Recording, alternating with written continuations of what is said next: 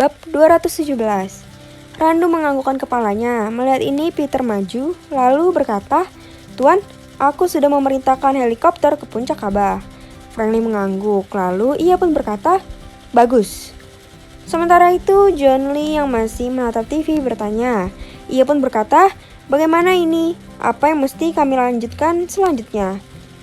Franklin tertawa, menjawab, ayah bisa berdiskusi dengan paman-paman untuk menentukan sikap." "Tidak bisa begitu, masukanmu sangat berarti bagi kami," pinta Tuan Besar Su. Franklin tertawa lalu berkata, "Baiklah, biarkan rakyat itu melakukan apa yang mereka lakukan saat ini. Biar mereka berlutut selama 3 hari, setelah 3 hari baru kita memberikan maaf pada mereka. Namun sebelum 3 hari, semua kontrak kepada perusahaan keluarga Chu dan perusahaan yang mendukungnya sudah harus dibatalkan." "Apakah kami harus mengadakan konferensi pers lagi?" tanya John Lee. Kembali terdengar tawa Franklin sembari menjawab, "Tidak perlu, biarkan kaisar yang melakukan itu. Ayah dan paman kembali ke ibu kota, dan padamu ayah mohon bantuanmu untuk mengambil rangka leluhur rejang di kaki bukit di dalam batu besar." Franklin menyerahkan peta yang dia buat. Ia pun berkata, "Ayah bisa menyuruh orang mengambilnya. Namun hati-hati, jangan ada yang tertinggal. Tetuajang akan mengafani dan memakamkannya secara muslim di pemakaman keluarga kita." John Lee mengangguk, menerima peta yang dibuat Franklin, lalu ia kembali bertanya, "3 hari lagi engkau akan tiba di ibu kota?" Franklin mengangguk, lalu ia berkata, sembari bercanda, "Menantumu akan datang ke rumah, tentu ayah tahu apa yang mesti disiapkan." Sekarang John Lee yang tertawa, sembari berkata, Aku tahu, tapi aku tidak mau menyiapkannya. Namun untuk cucuku, aku akan siapkan kamar terindah untuk mereka berdua." Saat itu helikopter tiba, maka Franklin keluarga bersama Jackson dan Anita dan lain-lain termasuk Rianti juga ikut. Setelah helikopter berangkat, lalu Peter bertanya. Ia pun berkata, "Tuan Besar, kapan akan kembali ke ibu kota?" "Sore ini kami akan kembali ke ibu kota," jawab John Lee. Peter mengangguk lalu menghubungi bandara untuk menyiapkan helikopter lain menjemput para tuan besar. Julius Chen berkata, "Aku mungkin tidak ikut sore ini, aku masih betah tinggal di kaki bukit ini." John Lee tersenyum lalu menjawab, "Paman bisa tinggal di sini, namun 3 hari lagi paman sudah harus berada di ibu kota karena ia akan ada di ibu kota." Kali ini Renat yang maju menjawab. Renat pun berkata, "Tuan Besar jangan khawatir, di hari ketiga kami sudah berada di ibu kota." "Peter, engkau dengar? Berarti pesawat untuk ayah mertuaku pun engkau siapkan," kata Leonidu. Peter mengangguk, lalu berkata, "Bibi tenang saja, tinggal hubungi aku maka semua akan siap." John Lee pun berkata, "Pada hari itu bukan hanya Paman Chen yang berangkat, Tetuajang juga akan ikut dan mungkin Cheho juga. Aku akan mengirim pesawatku ke Jiangling." Peter mengangguk menjawab, "Dimengerti, Paman." Sementara itu di kediaman keluarga Chu, Hengki yang masih syok banyak diam, tidak ada lagi tawa dari mulutnya. Begitu kuatnya mereka, dengan satu kali bicara sudah mengubah semuanya. Hengki Chu berkata tanpa senyum. Para tuan besar yang masih berada di sana juga diam. Mereka mengerti dengan diputusnya kontrak bahan baku, maka keluarga mereka juga akan terancam. "Lalu apa yang mesti kita lakukan sekarang?" tanya Gary Brooks sedikit panik. Hengki menggeleng kepalanya lalu berkata, "Aku sudah membaca hampir 98% tambang bahan baku di negeri ini dimiliki kelima keluarga itu. Jika kita harus mengimpor dari luar negeri, maka harga jual kita akan tinggi. Tidak bisa bersaing dengan mereka." "Tapi kita bisa menjual produk kita ke luar negeri," bantah Gary. Kembali Hengki menggeleng kepalanya. Melihat ini Gary bertanya, "Kenapa? Kita masih memiliki ayah untuk mencari pembelinya." "Tidak bisa, pajak impor barang baku tinggi. Jika bahan tersebut ada di negeri ini, kecuali bahan baku yang tidak ada di negeri ini, maka diberi keringanan pajak. Artinya biaya akan membengkak, belum ditambah biaya produksi, transportasi, dan pajak penjualan ke luar negeri, maka harga hampir 2 kali lipat dari harga pasar dunia dengan produk yang sama," jawab Hengki Chu. Mendengar ini, Gary terdiam, begitu juga para tuan besar yang berada di sana. "Lalu bagaimana?" tanya Gary semakin panik. Hengki Chu menatap keponakannya, lalu ia menjawab, "Tidak ada lagi yang bisa kita lakukan, kita sudah kalah." Gary diam mendengar itu. Ia pun berkata lagi, lalu uang ayah bagaimana? Kita bisa menjual semua yang kita beli bukan?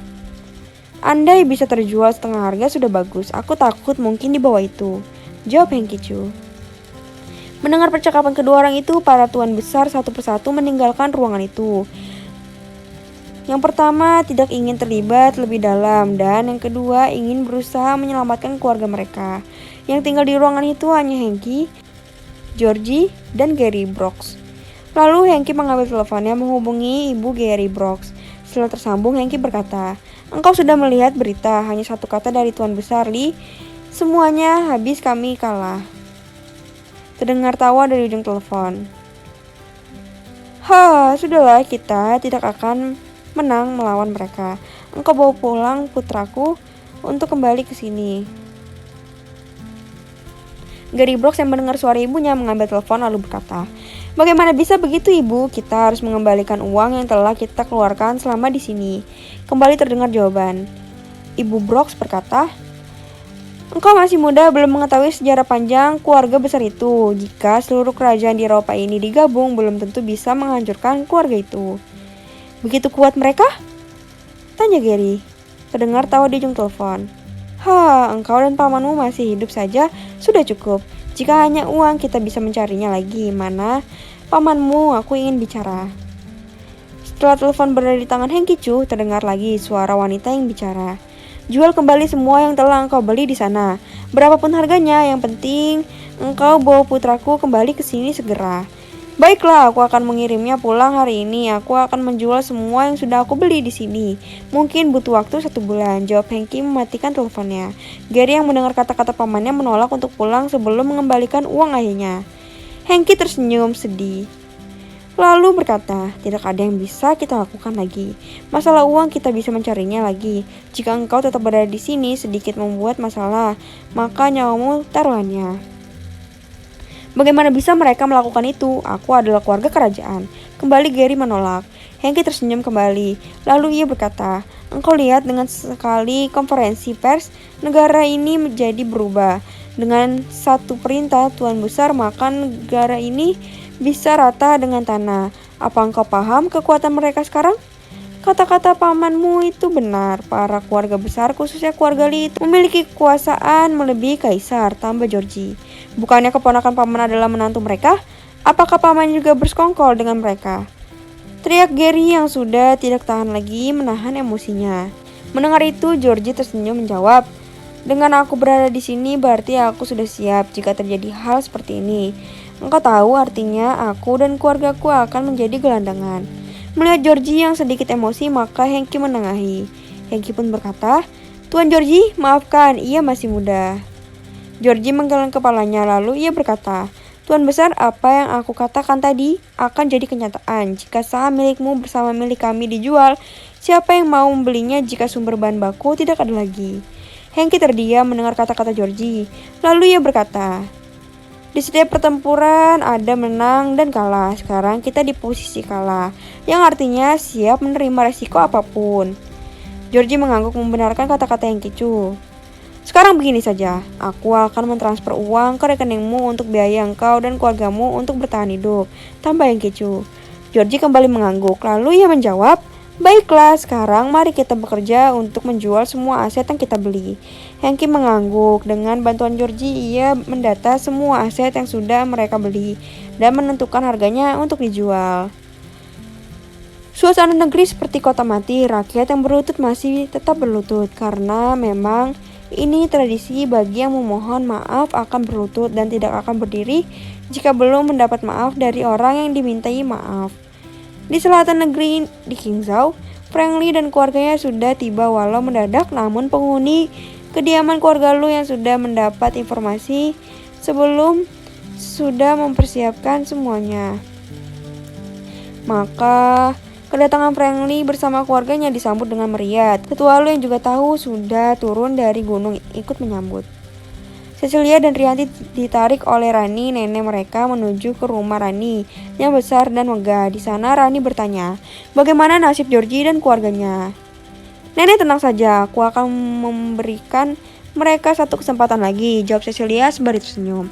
Mendengar ini Rani tersenyum senang.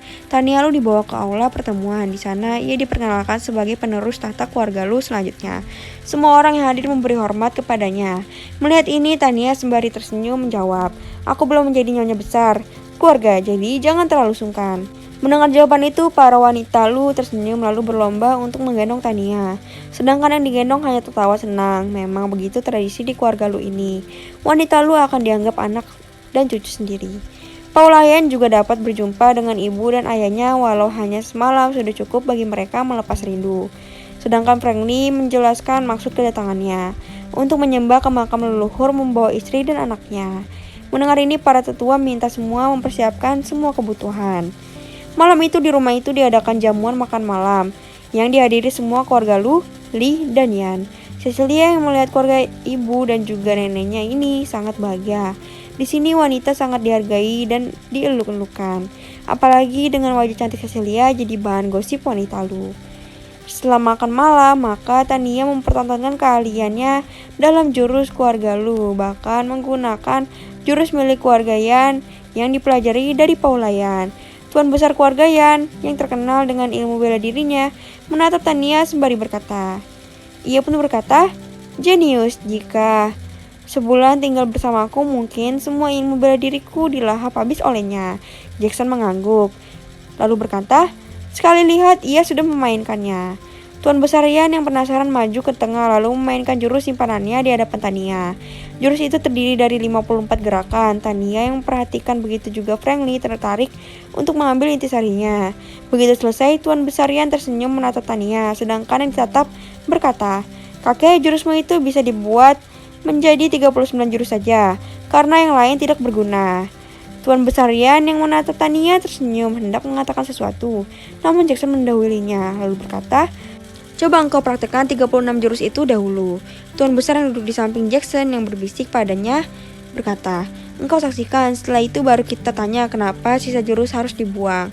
Tania memainkan dengan gerakan sempurna tanpa celah, namun hanya 36 jurus saja. Setelah selesai, ia berkata, "Kakek ingin bertanya kenapa sisa jurusnya aku buang bukan?" Jackson tertawa, begitu juga dengan Tuan besar Yan yang terkejut juga ikut tertawa mengangguk. Karena sisa jurus itu hanya gerakan tipuan. Ini jurus simpanan tentunya jika iya maka jurus simpanan itu bersifat mematikan. Makanya 36 jurus tadi cukup mematikan, tambah Tania. "Mengapa ada kata cukup?" tanya Franklin memancing. Tania tertawa sembari berkata, ayah, jurus kakean hanya berfokus menjatuhkan lawan. Maka titik serangan hanya pada titik yang melemahkan lawan, bukan mematikan lawan. Jika bertemu dengan lawan yang melatih kekuatan tubuh apalagi yang bisa memindahkan tulang, maka jurus kakean tidak bisa digunakan. Jackson sekarang yang bertanya. Ia pun berkata, "Lalu bagaimana memperbaikinya agar bisa melawan semua musuh?" Pertanyaan Jackson juga menjadi pertanyaan Tuan besar Yan yang melongo mendengar penjelasan Tania. Tania kembali tertawa lalu ia menjawab, "Kakek buyut itu hal mudah, tinggal merubah arah serangan bukan?" Mendengar jawaban Tania, Jackson tertawa, begitu juga Tuan besar Yan yang baru berpikir hal itu. "Apakah engkau bisa menambah dan memperbaiki gerakan pada jurus itu?" tanya Franklin.